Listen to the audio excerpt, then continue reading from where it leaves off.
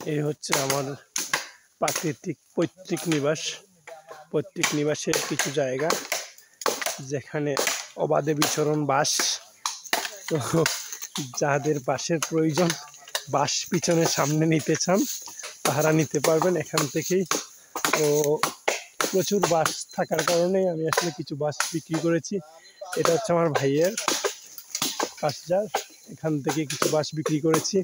Plus পাশাপাশি আমার সামনে ওই যে ওই ওই পাশে হচ্ছে আমার জার, এখান থেকেও কিছু বাস বিক্রি করেছি।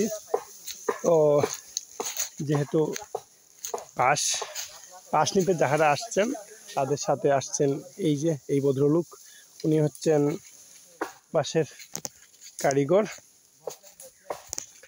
আর এই হচ্ছে আমার জঙ্গল, আর ওই হচ্ছে আমার বাড়ি, ওই যে দেখা যাচ্ছে ওইটা আমার বাসস্থান, থাকার ঘর। এই যে আমার প্রকৃতি, আমার জন্ম থেকেই প্রকৃতির সাথে আমার প্রেম, প্রকৃতির সাথেই ভালোবাসা, প্রকৃতিকে আমি অসম্ভব ভালোবাসি। এ হচ্ছে আমার বাসজার। আর ওই যে দেখা যাচ্ছে ওই নিচে জঙ্গলের পাশে, সেটা হচ্ছে আমার বাসজার। প্রকৃতির সাথে আমার সারাক্ষণ উঠা বসা, প্রকৃতিকেই আমি ভালোবাসি, প্রকৃতিকেই নিয়ে আমার জীবন।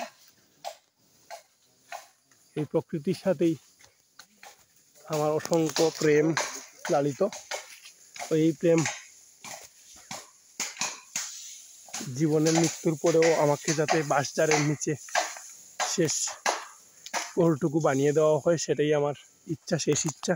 সবাইকে সেটা বলেও দেওয়া হয়েছে, বাড়ির সিদ্দিকের মতো বাসের নিচেই যাতে আমার বাসস্থান হয়। তো